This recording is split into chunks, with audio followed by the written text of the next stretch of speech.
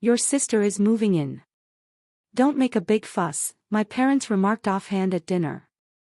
No one asked me, just loaded a truck and rolled up. But when the front door at last swung open, it blew apart everything they'd been wishing for. Can you imagine a moment so gut-wrenching, so utterly enraging, that your own family's betrayal feels like a physical punch to the gut? Because that's exactly what happened to me.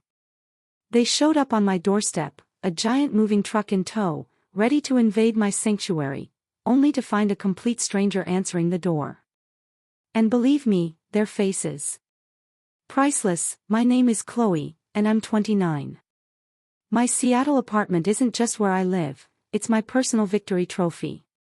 For 3 hard-won years, it's been my sanctuary, a fortress I built brick by painful brick after battling controlling parents and my perpetually entitled sister, Skylar.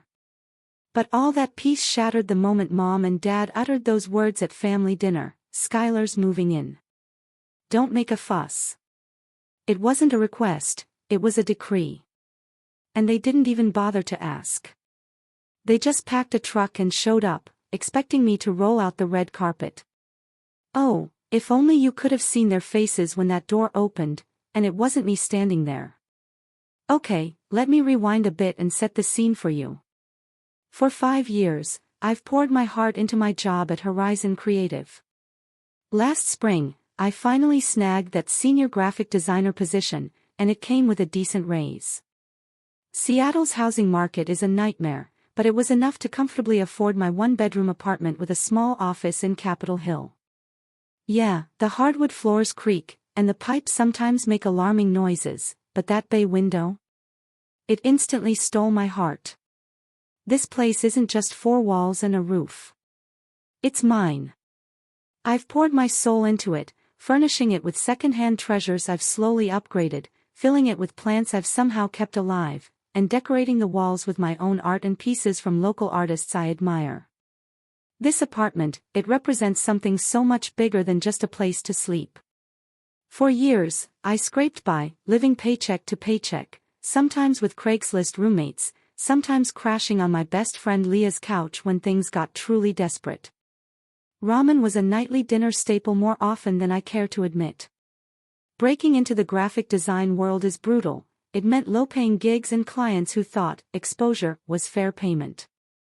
So now, every single rent check I write, it feels like a silent, defiant middle finger to everyone who ever doubted my artsy career and said it would never support me. My social circle is small, but it's fiercely loyal. Leah has been my ride or die since college. She's a force of nature, an elementary school teacher with endless energy and absolutely no filter. Our weekly wine nights are sacred. We dissect everything from dating nightmares to workplace drama. My coworker Leo often joins us with his boyfriend, Alex. These are my people. They know the real me. They've seen me at my absolute worst, and they still choose to hang out. Then there's my family, specifically my sister, Skylar. She's 32, but still acts like she's in college. Growing up, she was the undisputed golden child. My dance recital. Often missed because Skylar had a cold or needed help with homework. My 10th birthday party. Cancelled because Skylar, then 13, got attention and Mom and Dad were too stressed for a house full of kids. Meanwhile, Skylar's 13th birthday. Professional DJ, catered food. This pattern, this relentless favoritism, it just kept going into adulthood. Skylar has never held a job for longer than 8 months. Her resume reads like a guided tour of the city's retail and restaurant scene. She always quits because a manager had it out for her or the environment was toxic. And yet somehow, she always has the latest iPhone and designer clothes. Her relationship history mirrors this chaos. Her latest boyfriend, Julian, lasted almost a year, a personal record for Skylar. He seemed decent enough, a stable guy in construction management. I wasn't surprised when she called me crying that they'd broken up. Apparently, he was controlling because he suggested they create a budget together. The real issue? My parents enable all of it. When Skylar needs rent money, which is often, Robert and Diane transfer it, no questions asked. When she gets fired, it's always the employer's fault. My parents, Robert and Diane, raised us in a comfortable suburban home about an hour outside the city. Dad's in insurance. Mom's a part-time school administrator. They're not wealthy, but they're stable, a stability they achieved through meticulous financial planning. The irony, right? Their parenting style. Traditional, with a heavy dose of manipulation. Family loyalty is paramount, and any disagreement is seen as blatant disrespect. Mom is a master of guilt trips. Seriously, she could teach a seminar. We just want what's best for you really means, we know better than you do.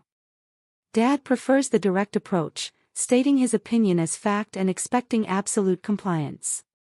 Challenging him usually just shuts down the conversation entirely. Which brings me to that fateful family dinner 3 weeks ago. I usually try to have dinner with my parents twice a month, partly because I genuinely want to keep a relationship, and partly to keep the crushing guilt at bay. This particular Sunday, Mom made pot roast, my absolute favorite. That right there should have been my first major red flag. The meal itself was fine, the usual interrogations about my job and thinly veiled questions about my dating life. Then came dessert, homemade apple pie with vanilla ice cream. As Mom served it, Dad cleared his throat. That familiar sound that always signals an impending announcement. "Chloe," he began, his tone instantly putting me on edge. "We need to discuss something important." My heart started thumping. "What's up?" I tried to sound casual while my mind raced, cataloging when I'd last called, visited, wondering what family obligation I'd forgotten. "It's about your sister," Mom interjected, placing a hand on Dad's arm. "She's going through a rough patch. Julian broke up with her," Dad continued, his voice laced with annoyance, as if Julian was the one making a colossal mistake. "Kicked her out of their apartment." I wasn't surprised, just felt a pang of sadness for her. "That's tough," I said. "Is she staying with you guys for now?" The look they exchanged made my stomach absolutely drop. "Well, that's what we wanted to talk about," Mom said, her voice taking on that sickeningly sweet quality that instantly told me I was not going to like what came next. "Your sister's moving in with you." I nearly choked on my pie. "What?" "Your sister's moving in." "Don't make a fuss," Dad stated firmly. "She needs a place to stay, and you have that extra room you use as an office." It makes perfect sense. Perfect sense. It made no sense. They hadn't asked. They were telling me, as if my apartment, the one I paid for with my own money, was suddenly community property. Did Skylar ask about this?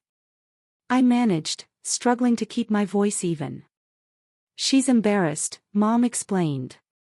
"You know how proud she is, but she needs family right now." "I can't just, it's already decided," Dad cut me off. "The truck is packed. She'll move in this Saturday." Just like that. In the space of a 5-minute conversation over apple pie, my sanctuary was being invaded, my boundaries trampled, and my opinion deemed utterly irrelevant. My fork clattered against the dessert plate. My appetite. Gone. "Wait a second," I finally managed. "You can't just decide this without even talking to me first." Dad's eyebrows shot up. That look he'd used to intimidate me since childhood. "We're talking now." "No, you're telling me after you've already made the decision." Heat flushed my face. "My apartment is tiny. It's a 1-bedroom with a small office, not a 2-bedroom. You have that little office space," Mom chirped, as if I'd forgotten my own floor plan. "Skylar doesn't need much room. She can make it work." "That's my workspace," I explained, fighting to keep my voice level.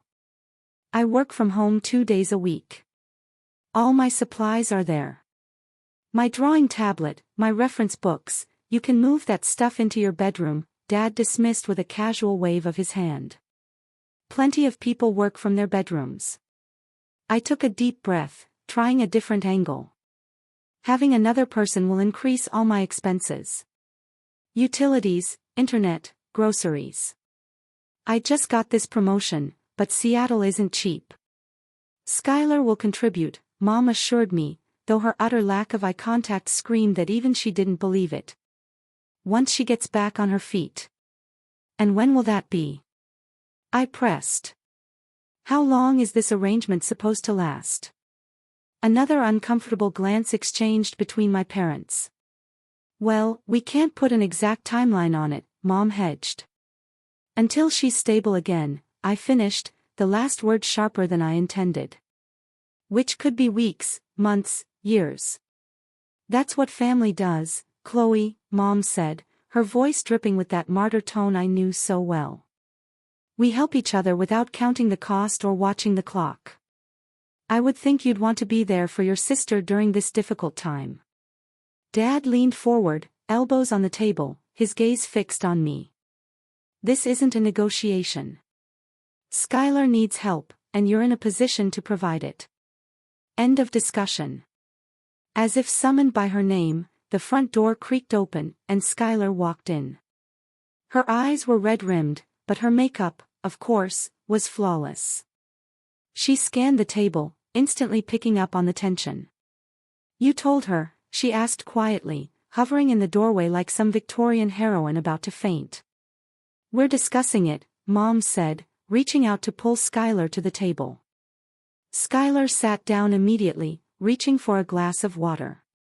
I know this is a lot to ask, she said, her voice trembling just slightly. I wouldn't if I had any other option. What happened with Julian, exactly? I asked, genuinely trying to understand. Skylar's eyes welled up. He's been so controlling about money lately, checking all the credit card statements, questioning every purchase. Then he found out about the Nordstrom card and just exploded. Said I had a shopping addiction. She sniffled delicately. Can you believe that? Just because I like nice things. Oh, I could believe it. I absolutely could. This wasn't the first time Skylar's spending had caused problems. Last Christmas, she'd asked to borrow my credit card for one small gift, and maxed it out on designer boots and a handbag for herself. And your apartment? I asked. It was in his name, she admitted. He gave me 2 weeks to find somewhere else. What about your job at the boutique? I probed. Last I heard, she was working at some upscale clothing store. Another tear slipped down her cheek. They let me go. Something about too many tardies, which is so unfair because the bus is always late. The full, horrifying picture was becoming clearer. This wasn't just a bad breakup. This was Skylar's life imploding on multiple fronts. Again. Honey, Mom interjected. We've already promised Skylar she can stay with you. We would take her in ourselves, but, you know, your father's allergies have been acting up and the spare bedroom is being painted. Dad's mysterious allergies always conveniently flared up at times like these, and that spare bedroom had been being painted for roughly 3 years. I tried staying with Sarah, Skylar added, referring to a friend I'd met once or twice, but her boyfriend is there all the time, and they fight constantly. I barely slept.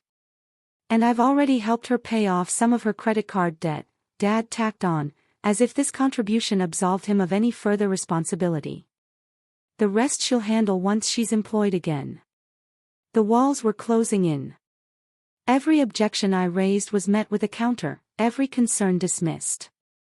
The decision had been made, cemented, long before I even walked through their door tonight. I need to think about this, I finally said, standing up.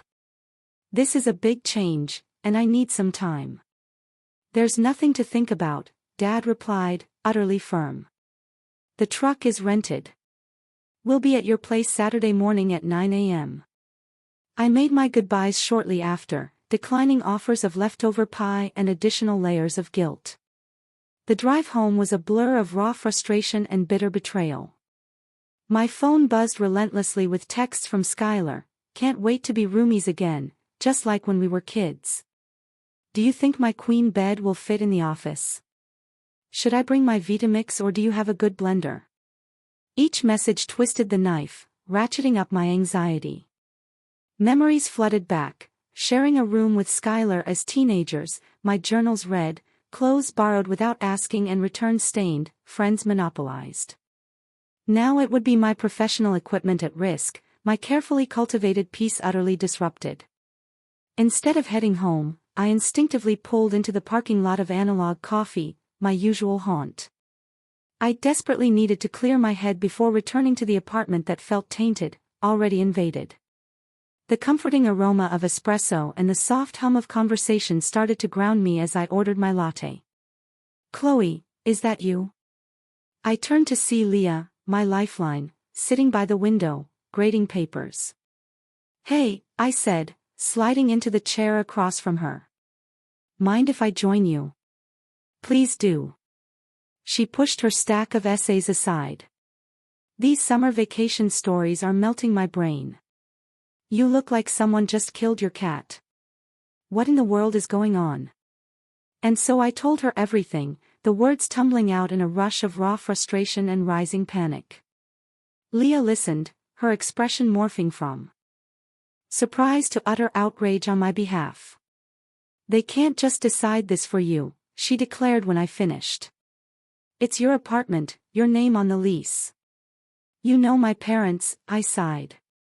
"Then unmake it for them," Leah said firmly. "Tell them no." "I've tried saying no to my family, Leah. It never works." I stirred my latte absently. They either wear me down or I give in just to avoid the conflict. And now they've already promised Skylar. Leah was quiet for a moment, tapping her pen against her mug. Then her eyes lit up in that way that always signaled either a brilliant idea or a truly terrible one. "What if," she began slowly, "the office wasn't available?" "What do you mean?" I asked, bewildered. "I can't remodel in 5 days." "No." She leaned forward, a mischievous glint in her eyes. "But what if someone else was already using it? My cousin Noah just moved to Seattle for a job at Amazon. He's staying in an Airbnb while apartment hunting. What if he became your temporary roommate?" I blinked at her. "You want me to move a stranger into my apartment to prevent my sister from moving in?" "Not a total stranger. He's my cousin. I've known him his whole life." She pulled out her phone and showed me a photo of a guy about our age with dark hair and glasses. "He's quiet, clean, works long hours, and he's desperate for a more affordable place to stay while he looks for something permanent." It was a crazy idea. Completely inappropriate. Potentially disastrous. "Tell me more," I said. Leah's coffee shop suggestion snowballed faster than I could have ever imagined. By the very next evening, I was sitting across from Noah at a Thai restaurant near my apartment, enduring what felt like the world's most rushed roommate interview. "I really appreciate you considering this," Noah said, pushing his glasses up slightly. "The Airbnb prices here are insane, and everything happened so fast with the job offer, I didn't have time to secure housing first." Noah was tall and lanky, with a quiet voice that perfectly matched Leah's description. A software developer. He'd just started at Amazon after relocating from Chicago. And unlike the stereotypical tech bro, he seemed thoughtful, a bit reserved. "Leah speaks very highly of you," I said, picking at my pad thai. "But I should be upfront. This would be a temporary arrangement. The office is small, and while there's a futon that folds out to a full bed, it's not exactly spacious." "That's more than fine," he assured me. "I'm planning to find my own place within a couple of months anyway. I just need time to get to know the neighborhoods and save up for the ridiculous deposits around here." We talked practicalities, rent. He offered more than I expected, utilities, kitchen privileges, bathroom scheduling. The more we talked, the more reasonable the whole crazy idea seemed.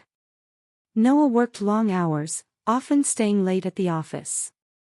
He wasn't much of a cook but was meticulous about cleaning up after himself.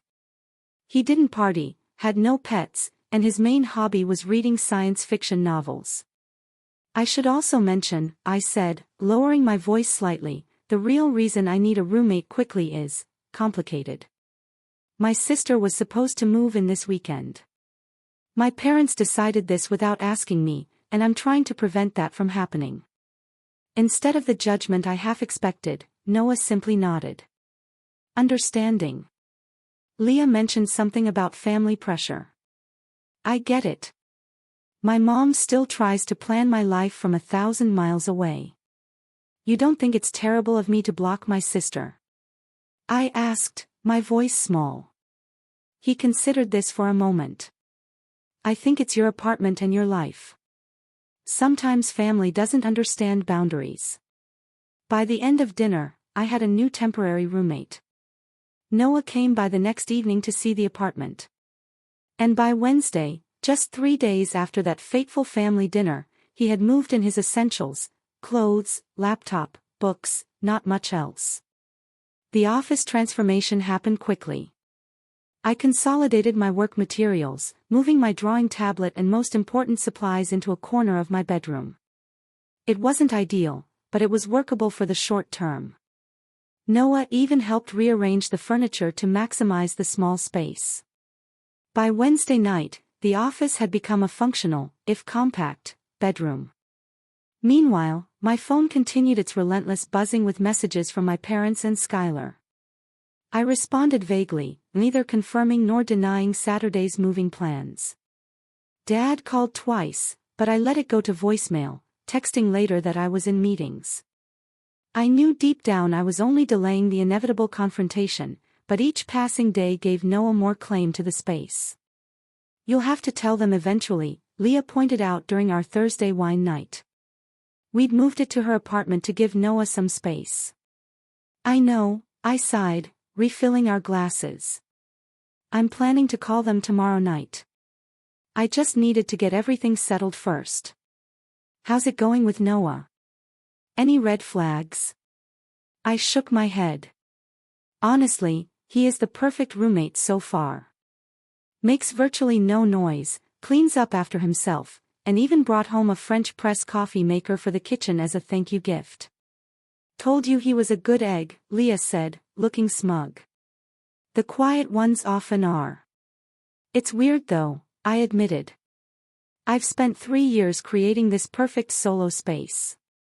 And now, in the span of a week, I've got a roommate, even if it's to prevent a worse roommate situation. Sometimes the devil you choose is better than the devil thrust upon you, Leah said with mock wisdom. Or in this case, the angel you choose versus the demon sister.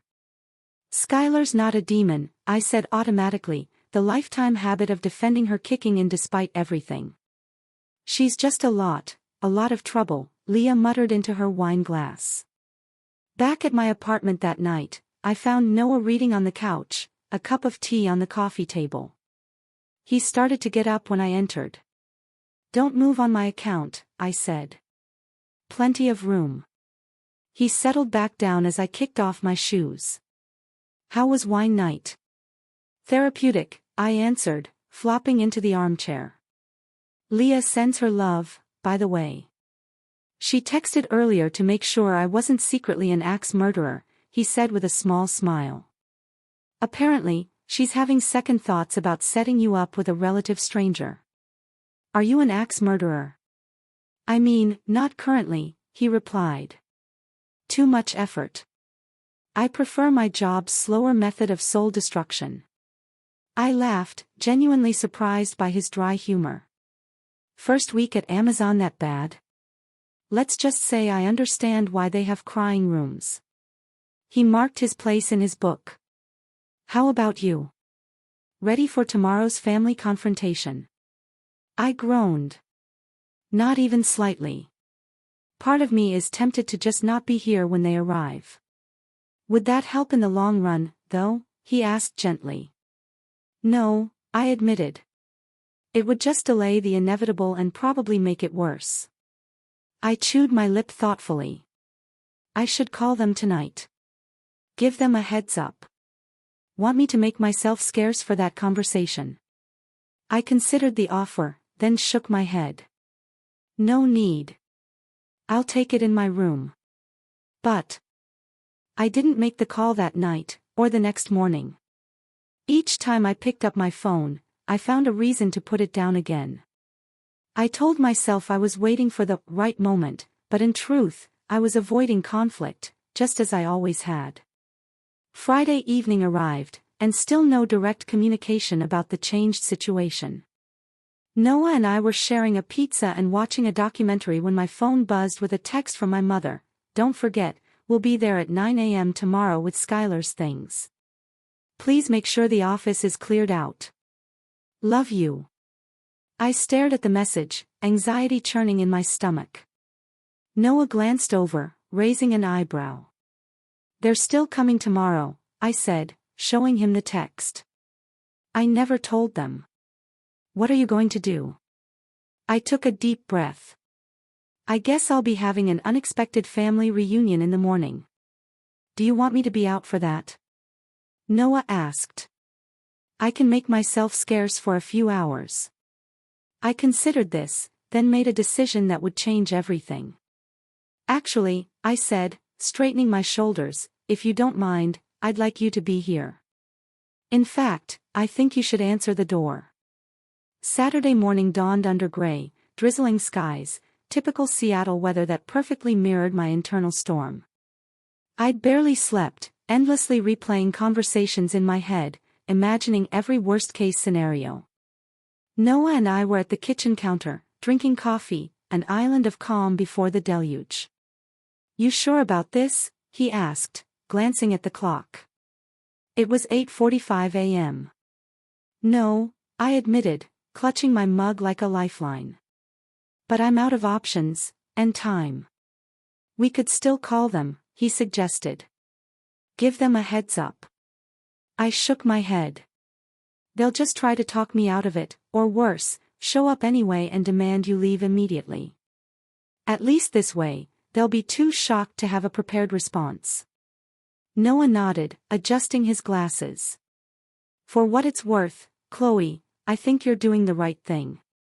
Standing up for yourself isn't wrong, even if it feels uncomfortable. The doorbell rang at 8:52 a.m. Earlier than expected. My heart leaped into my throat. They're early, I whispered, an unnecessary statement, panic bubbling up. Through the window, I could see Robert and Diane's silver SUV double-parked, and behind it, a small rental truck, presumably packed with Skylar's belongings. Noah set down his coffee. I can still stay in my room if you'd rather handle this yourself. For a brief, desperate moment, I was tempted to take that offer, to retreat into old patterns and face the conflict alone. But something had shifted in me over the past week. Maybe it was the realization that I'd found the courage to take control of my space in a totally different way. Or maybe it was the simple, powerful fact of having an ally right there beside me. No, I said firmly. Answer the door. Noah nodded and walked calmly to the entrance while I positioned myself just out of immediate sight in the kitchen. The doorbell rang again, more insistently this time, followed by a loud knock. I heard the door open and held my breath. Can I help you? Noah's voice was polite, perfectly calibrated to sound confused. Exactly as we discussed. There was a moment of complete silence. I think we have the wrong apartment, Robert's voice finally said, uncertainty clear in his tone. We're looking for Chloe Maxwell. This is Chloe's apartment, Noah confirmed. I'm Noah, her roommate. Another beat of stunned silence, then Diane's voice. Roommate? There must be some mistake. We're her parents. This is her sister, Skylar. I could picture the scene perfectly. Dad's face reddening, Mom's bewildered expression, Skylar's mouth hanging open in pure shock. It was my cue. I stepped around the corner and into view. Hi, Mom. Dad. Skylar, you're early. Robert's eyes darted between Noah and me, confusion morphing rapidly into anger. What is going on here? Who is this man? Before I could answer, Diane pushed past Noah into the apartment, her gaze immediately falling on his belongings, the stack of books on the coffee table, the laptop on the desk in the corner, the jacket hanging by the door. Chloe Jane Maxwell, she said, using my full name as if I were still a child. What have you done? Skylar remained in the hallway, her expression a rapid-fire succession of shock, hurt, and then fury. You got a roommate to keep me out. Her voice rose dramatically on the last word, causing the door to apartment 4B to crack open as my neighbor, Mrs. Henderson, peeked out curiously. Can we please take this inside? I said, mortified at the public spectacle.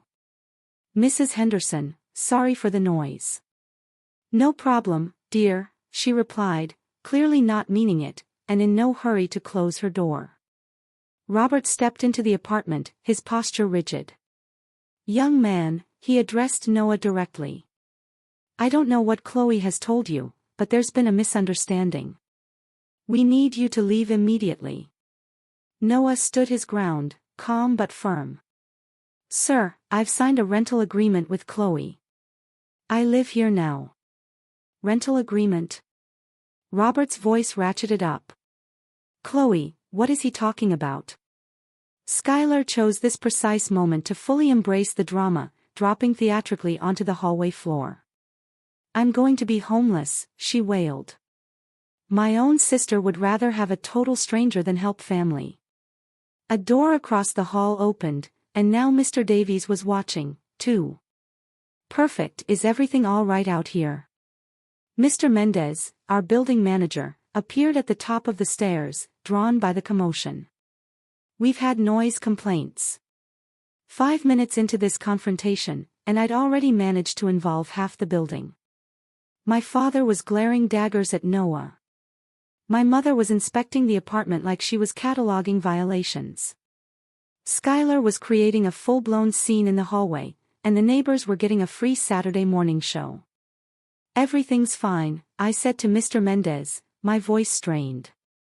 Family discussion. We're taking it inside now. Please do, he replied firmly. Or I'll have to ask your visitors to leave the premises. Everyone inside, I said, gesturing to my family. Now. Reluctantly, they complied. Noah closed the door, mercifully shutting out the curious neighbors. The small apartment suddenly felt even smaller with 5 people crammed inside. Sit down, I said, pointing to the couch and armchair. Please. My parents took the couch while Skylar, after a dramatic sniffle, perched on the arm of the couch, as far from them as possible. Noah moved to stand by the kitchen counter, giving us space while remaining a steady, present force. The moment of truth had finally arrived. I took a deep breath, unclenching my fists at my sides. The apartment fell silent as everyone waited for an explanation. The only sounds were the faint ticking of the wall clock and Skylar's occasional theatrical sniffles. I need everyone to listen to me, I began, my voice to my own surprise, remarkably steady. Really listen, without interrupting. Robert opened his mouth, but Diane placed a hand on his arm, silencing him. I took that as my cue to continue. For as long as I can remember, what I want, what I need has always come second in this family. The words felt dangerous, like stepping onto thin ice, but I pressed on. When we were kids, Skylar's dance recitals were family events, flowers, dinner, celebrations. Mine? They were attended if it was convenient. My 10th birthday was cancelled because Skylar got detention, but her 13th had professional catering and a DJ. That's not fair, Diane started, but I held up my hand. Please let me finish. She pressed her lips together, clearly unhappy, but she complied. This pattern never stopped.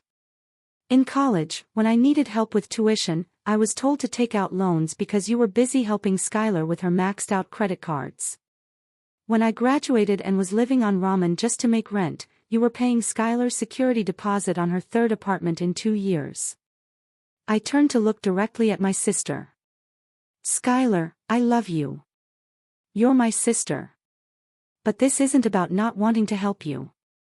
This is about the fact that once again, Mom and Dad decided what would happen with my life, in my home, without even asking me.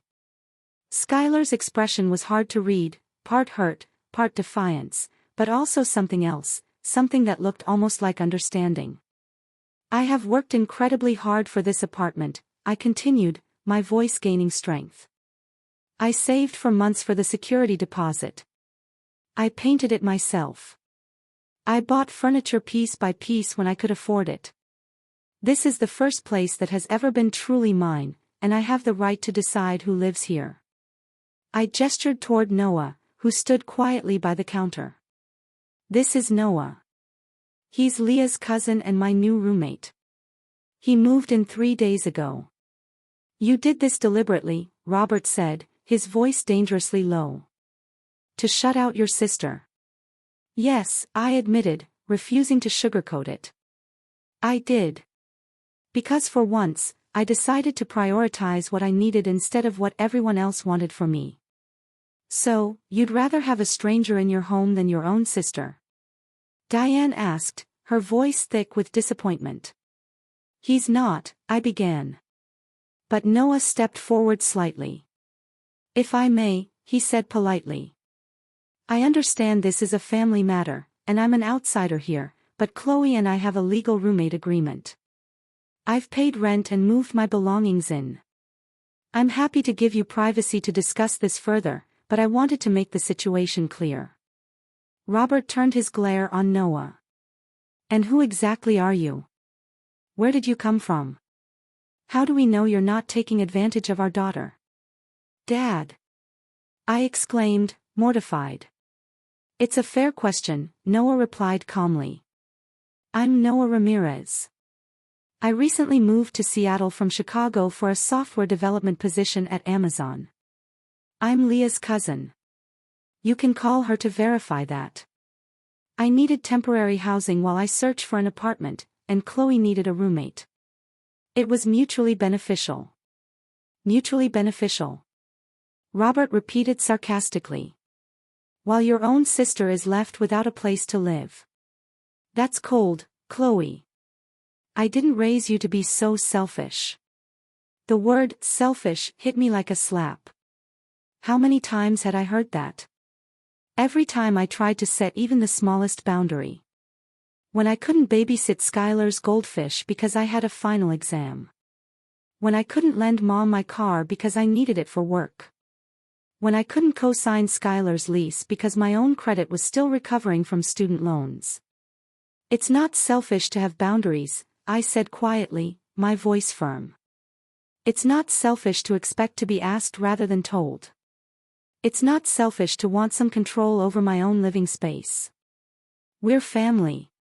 Diane said, as if those 2 words trumped all other considerations. Family helps family. I would have helped, I replied. If you had asked, if you had respected me enough to have a conversation instead of an announcement, if there had been any consideration of what this would mean for my life and work. An uncomfortable silence fell over the room. Noah shifted slightly, then spoke again. I think I'll step out for a bit. Give you all some privacy to talk. He looked at me. Text me when you'd like me to come back. I nodded gratefully, and he slipped out the door, leaving me alone with my family. The apartment felt both emptier and more pressurized without his calming presence. As soon as the door closed, Skylar stood up. Well, this is just perfect, she said, tears welling in her eyes. My little sister hates me so much she'd rather live with a total stranger.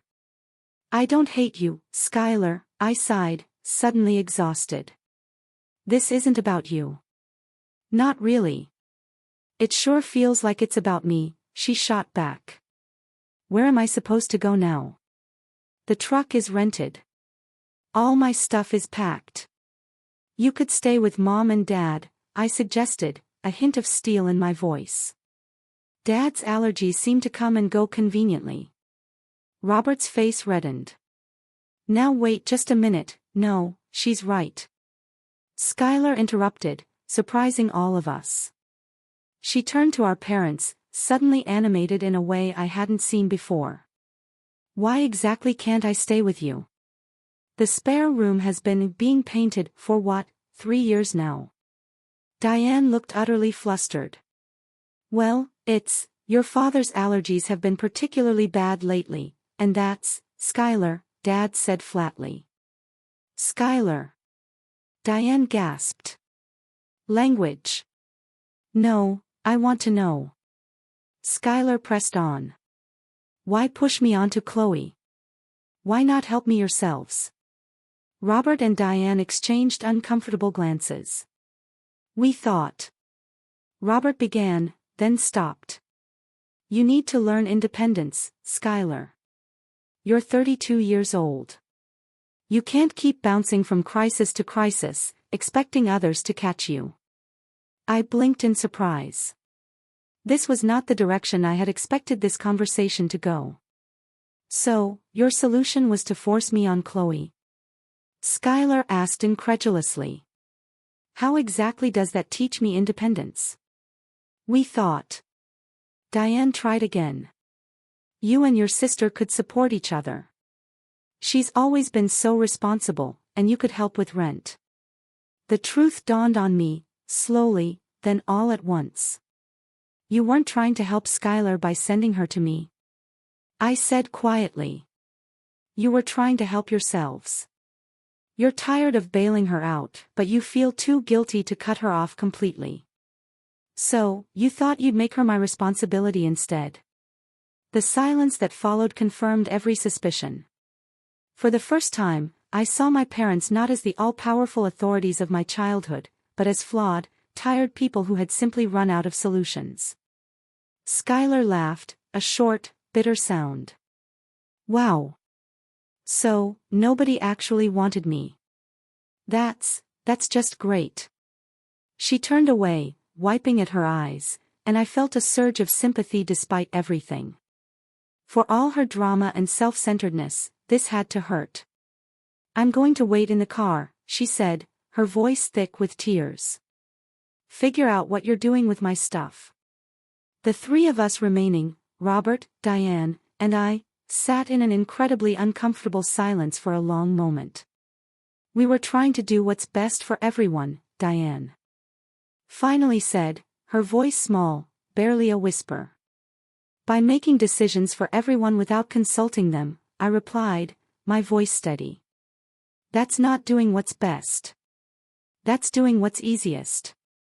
Robert sighed heavily, suddenly looking much older than his 58 years. We've supported Skylar through 3 evictions, 5 job losses, and more relationship drama than a soap opera. We're exhausted, Chloe. We thought maybe if she had your influence. So you volunteered me for the job without asking. I finished for him, because it's easier to steamroll me than to set boundaries with Skylar. Neither of them denied it. I'm not going to be your solution, I said firmly. I love you both, and I love Skylar, but I won't set myself on fire to keep everyone else warm. Not anymore. Robert stood up abruptly. We should go figure out what to do with the truck and Skylar's things. Diane followed his lead, gathering her purse. This isn't like you, Chloe, she said, her voice dripping with sorrow. The daughter I raised would never let her sister struggle. The guilt trip was so predictable I almost laughed. The daughter you raised is standing right here, Mom. I'm just finally speaking up for myself. They left with minimal goodbyes, the atmosphere thick with disappointment and unresolved tension. As the door closed behind them, I sank onto the couch, emotionally drained, but also experiencing a strange, light feeling. I eventually recognized it as sheer relief. The confrontation I'd feared for so long had happened, and I was still standing. The apartment was still mine. And for perhaps the first time in my adult life, I had set a boundary with my family and held it. Despite the residual guilt and pressure, I was about to text Noah when there was a soft knock at the door. Thinking he might have forgotten his key, I opened it without checking the peephole. Skylar stood there alone, eyes red but dry.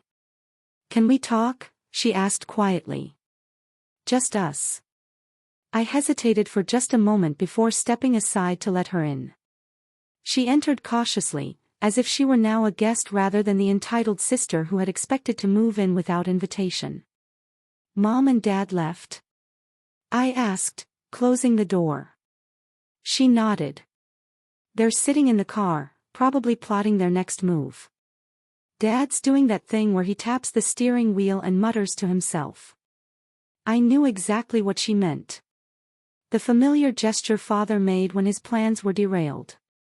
Despite everything, I found myself smiling too. "Do you want some coffee?" I offered, moving toward the kitchen. Noah bought a French press. "Sure," she said, perching on the edge of the couch. "He seems nice." "Leah's cousin," I said. I busied myself with the coffee preparation, grateful for the distraction. "Yeah, he just moved here from Chicago, works at Amazon, and you just happened to find a roommate the exact week I needed a place to stay." I paused, then decided honesty was the only path forward. I called Leah in a panic after dinner Sunday night. She suggested Noah as an alternative to you moving in. Skylar nodded slowly, absorbing this. "So, you really didn't want me here that badly?" I turned to face her. "It wasn't about not wanting you, Skylar. It was about not wanting to be told what would happen in my own home. It was about years of feeling like my needs always came second."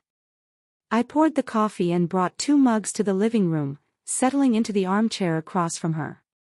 Noah had texted that he was getting breakfast at the cafe down the street and would be back in an hour, giving us plenty of time to talk. Skylar wrapped her hands around the mug but didn't drink. "You know what's weird?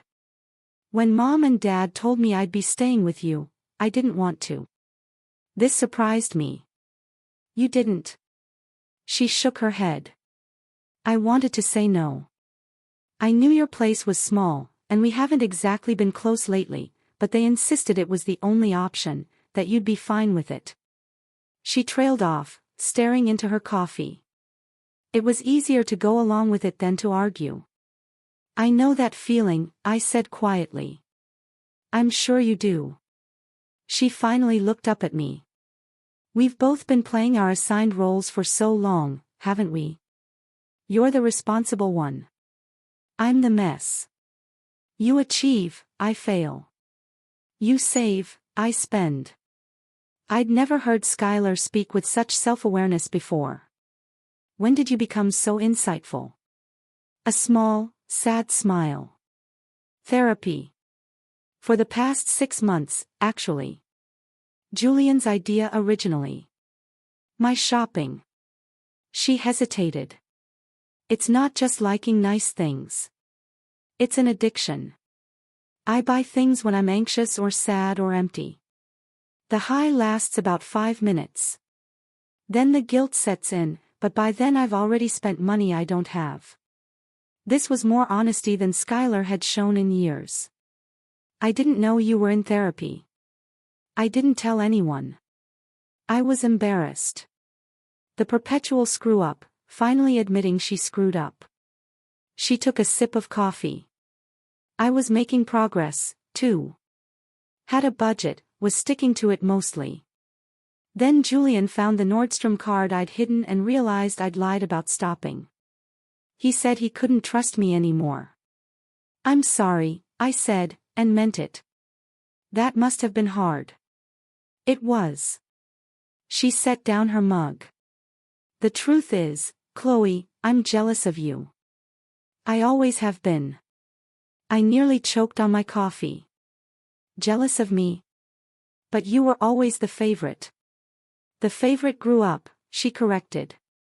"They expected nothing from me and everything from you. And you delivered. Good grades, solid career, financial independence. Meanwhile, I'm 32 and back to square one again." I never considered our family dynamic from this perspective before. Had my resentment of being held to higher standards blinded me to the damage done by expecting nothing of Skylar? For what it's worth, I said carefully. I was always jealous of how easily things seemed to come to you. The social stuff, making friends, dating. You were always the fun one, the pretty one. Skylar laughed. God, we're a mess, aren't we? Each envying what the other had, neither of us seeing the whole picture. A comfortable silence fell between us, more honest than any conversation we'd had in years. So, what now? I finally asked. What are you going to do? She sighed. I don't know.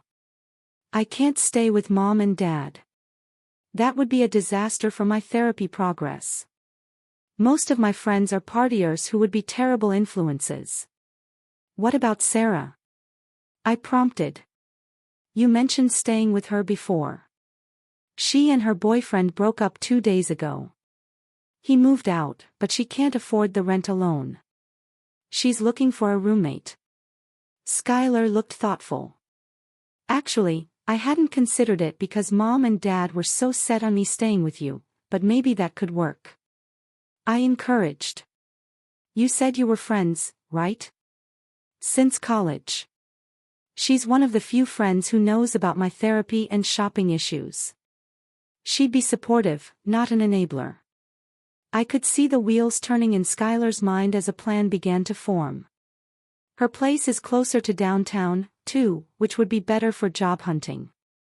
Speaking of which, I ventured. What kind of job are you looking for? Skylar tucked her hair behind her ear, a gesture I remembered from childhood when she was feeling uncertain. I've been thinking about that a lot, actually. I'm good with people, even if I've been unreliable in the past. My therapist suggested looking into something with more structure, maybe administrative work. I might know someone, I said. One of our clients at Horizon is always looking for front desk staff. The pay isn't amazing, but it's steady, and they're pretty flexible if you're upfront with them. Skylar's eyes widened slightly. You'd recommend me after everything? You're my sister, I said simply. I want to help, just not by having you take over my home without asking. She nodded slowly. I understand that now. I'm sorry I didn't see it sooner. A text notification pinged on my phone. Noah, asking if it was okay to come back yet. I replied affirmatively, then looked back at Skylar. I think this might be the first real conversation we've had in years, I observed. Probably since before college, she agreed. It's nice. Weird, but nice. The door opened, and Noah entered carrying a bag from the bakery downstairs. He hesitated when he saw Skylar. Sorry, should I? It's fine, I assured him. Noah, this is my sister, Skylar. Skylar, this is Noah, the roommate. Skylar said, standing to shake his hand. Sorry about the drama earlier. Noah accepted her handshake with a polite smile. Family is complicated. I get it. I should go, Skylar said. Mom and Dad are probably wondering what's taking so long, and we need to figure out what to do with all my stuff in the truck. Let me know about Sarah, I said. And I'll email my contact at Meridian Publishing on Monday about that position. Thanks, she said, and after a moment's hesitation, stepped forward to give me a quick, awkward hug. For the coffee and everything else. After she left, Noah set the bakery bag on the counter. That seemed to go better than expected. Surprisingly, yes, I agreed, still processing the monumental shift in our sibling dynamic. We actually talked like adults. And your parents? I sighed. That's going to take longer. They left angry and disappointed. Mom's probably already drafting the guilt trip text messages. True to prediction, my phone buzzed with a message from Diane less than an hour later. I hope you're happy with your decision. Skylar is devastated. Call when you're ready to apologize. I showed the text to Noah, who winced sympathetically. Classic guilt technique. One of her specialties, I agreed. A week ago, that would have worked on me. I considered the question. Now, I'm sad they're upset, but I'm not going to apologize for setting a boundary. The next few days established a surprisingly comfortable new pattern. Noah and I settled into a roommate routine that just worked.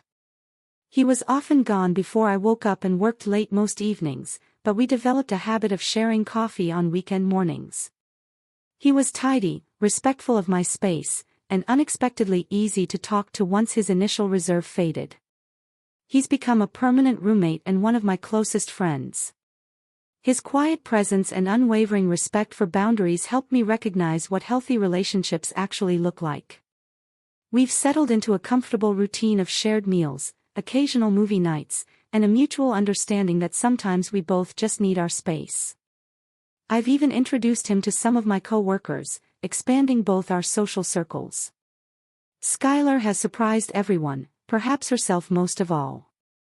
After starting at Meridian Publishing, she received her first performance review with no tardiness or absences, a personal record. She and Sarah signed a year-long lease on their apartment, and Skylar has maintained her therapy appointments consistently. She still struggles with her shopping impulses, especially during stressful periods, but now she texts me when she feels the urge instead of surrendering to it. Last week, she proudly showed me her savings account balance, modest but growing steadily. My parents have been the slowest to change, which is understandable.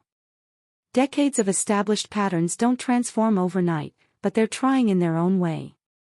The family counseling sessions continue, and they've made visible efforts to respect my boundaries. Sunday dinners resumed after a 6-week hiatus, now with new ground rules: no unsolicited advice, no criticism disguised as concern, and most importantly, no decisions made for others. The first dinner was awkward, with Diane visibly biting her tongue several times and Robert retreating into silence when uncomfortable topics arose. But each gathering has gotten progressively easier. Last Sunday, Dad actually asked for my opinion on his retirement investment strategy instead of telling me what I should do with my own finances. A small step that felt monumental. My own healing journey has been more internal, but no less significant. Through therapy, I've begun to recognize how avoiding conflict had become my default mode, even outside my family.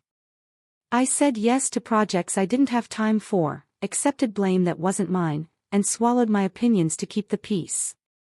Learning to stand firm without aggression or apology has transformed not just my family relationships, but my professional life as well. Last month, I negotiated a proper raise instead of accepting the initial offer with gratitude, something the old Chloe would never have dared. What I've come to understand is that true family, true connection of any kind, must be built on respect for each other's autonomy. The idea that family means sacrificing your needs for others is a harmful myth that serves no one. My parents thought they were showing love by solving problems for us, but they were actually preventing us from developing the skills to solve our own problems. Skylar thought she was being loved when she was actually being infantilized. And I thought being a good daughter meant compliance when what my family really needed was my honest voice. Sometimes the most loving thing we can do is to let people face the consequences of their choices. It's not cruelty, but respect for their capacity to grow. When I refused to let Skylar move in, it wasn't rejection, but an opportunity for her to find her own solution, which she did. One that has served her far better than our parents' plan ever would have. The irony isn't lost on me that my parents' attempt to force their solution actually catalyzed positive change for everyone involved. Their unwelcome truck parked outside my building that rainy Saturday morning didn't deliver what they intended, but it delivered exactly what we all needed, a crisis that forced us to confront patterns too long ignored. I look around my apartment now, still my sanctuary, though differently configured with Noah's books mingling with mine on the shelves, and feel a peace that comes not from avoiding conflict, but from surviving it, from standing in my truth and discovering that relationships that can't withstand honesty aren't relationships worth preserving in their current form. The journey continues, of course. Old habits resurface, especially in moments of stress. Mom still occasionally slips into guilt trip mode. Dad still struggles to express vulnerability. Skylar still has days when the shopping apps call her name. And I still sometimes find myself swallowing words I should speak. But now we recognize these patterns when they emerge. And that recognition alone is powerful. If you're facing similar struggles with family boundaries, know that standing firm isn't selfish. It's often the most loving choice you can make, both for yourself and for those who need to grow. Remember, sometimes the hardest conversations lead to the most healing outcomes, and the most uncomfortable growth leads to the most authentic connections. Thank you for witnessing my journey. I'm really curious, what would you have done in my place? Have you ever had to stand your ground against family expectations? Let me know in the comments below. I'd love to hear your stories and thoughts.